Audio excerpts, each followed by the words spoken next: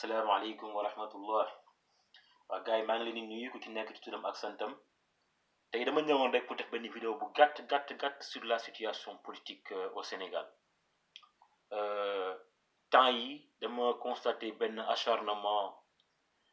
boo xam ne bii dañ koy def sur le candidat Ousmane Sonko muy acharnement boo xam ne mi ngi jóge ci nguur gi temps yi wane nañ et puis sans gêne que Sonko est incontestablement l'adversaire à abattre, l'ennemi à abattre. ñoom wane nañ carrément que ne Sonko moom mooy seen adversaire tey maanaam mooy seen adversaire ci làmb ji wane nañ ko carrément ils l'ont montré par tous les moyens nag sans gêne waaw wane nañ ko ba tax na temps yi gis ay kilifa yoo xam ne yi ñëpp xam nañ seen relation ak nguur gi ndax avantage yi ñu am ci nguur gi génn def ay déclaration yoo xam ni tey jii nii nit koo xam ni ki sax amul benn responsabilité ci réew mi war na ko jomb voilà di wax yoo xam ni yàlla ci boppam moom moo lay weddil ci kanamu sénégalais yi rusloo la voilà di jël également ay journaux ak ay télévision yoo xam ne yi ñëpp xam nañ ne journaux yooyu ak télévision yooyu dañ ko créé pour benn objectif moo di ne nuire au candidat comment dirais-je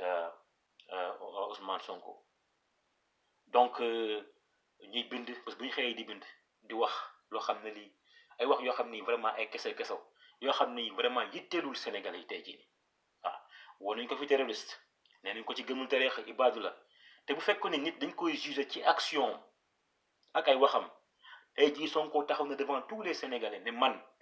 j'ai beaucoup d'estime pour les tarixa su ma demee Touba day mel na man Touba la dëkk su ma demee Tivaouane dafa mel ni Tivaouane la dëkk su ma demee Niassène su ma demee Kaolack day mel ni Kaolack la dëkk te mu wane ko si jëf nag dem na foofu yëpp seeti leen te photo yaa ngi nii vidéo yaa ngi fi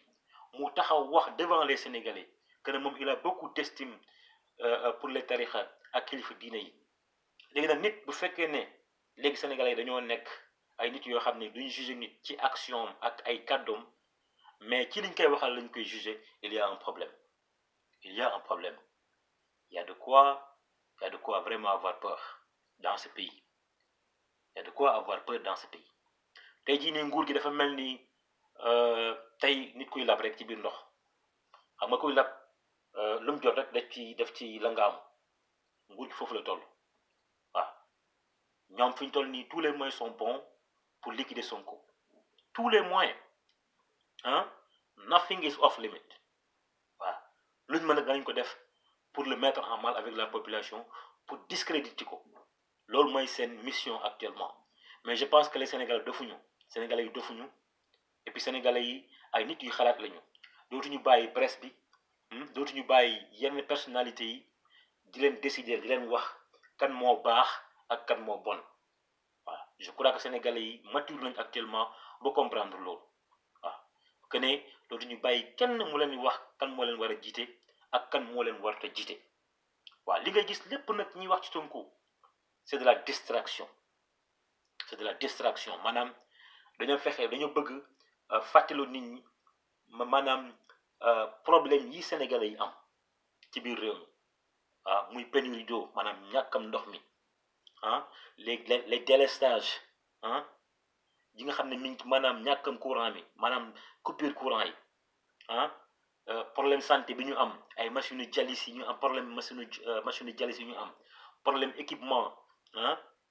médicaux yi ñu am ci hôpitaux yi ak nit ñi dee ndax ñàkk équipement ak xaalis bi ministère de la santé ñàkk xaalis y a la question de l'assainissement au Sénégal tey bu tawee Sénégal inondation mi mbënn mi njàng mi dara baaxu ci njàngam Sénégal tey bi ma gisee Macky Sall dem université di inaugurer ay pavillons yu fa tabax man je me dis vraiment est-ce que ce monsieur-là a une vision problème université actuellement ce n'est pas de construire des amphithéâtres ou bien des pavillons qui règlent le problème universitaire le problème universitaire lu mu soxla mooy benn réforme boo xam ne bi dina permettre tey université mu soit vraiment mën a compétir au plan international parce que suñu système bi ñu am tey à l'université est un système archaïque. waaw le système universitaire est un système archaïque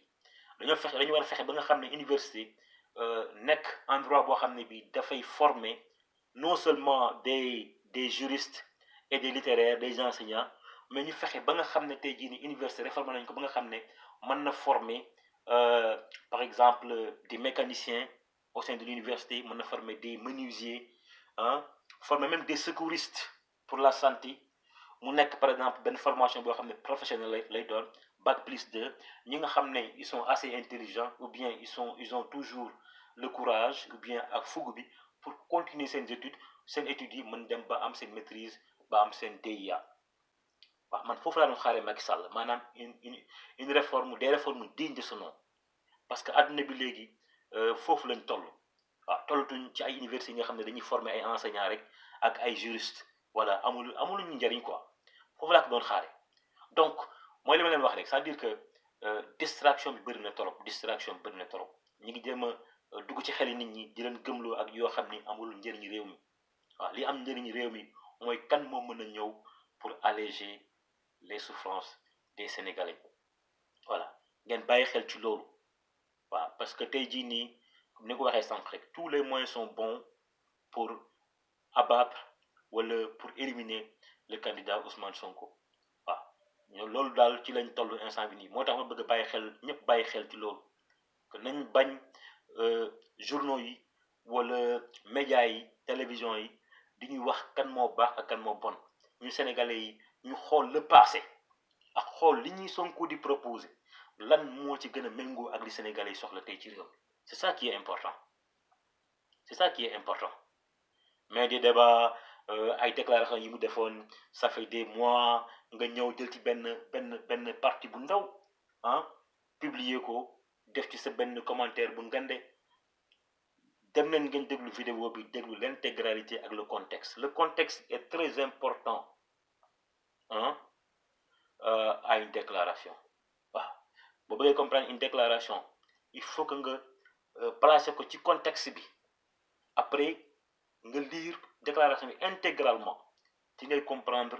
lan la ci waaj jublu woon waaw lu mu ci jublu woon c'est très important loolu daal laa leen bëgg waxtaan ak yéen ci li xew ci réew ma incha allah di leen jox rendez-vous ci beneen vidéo incha allah salaamaaleykum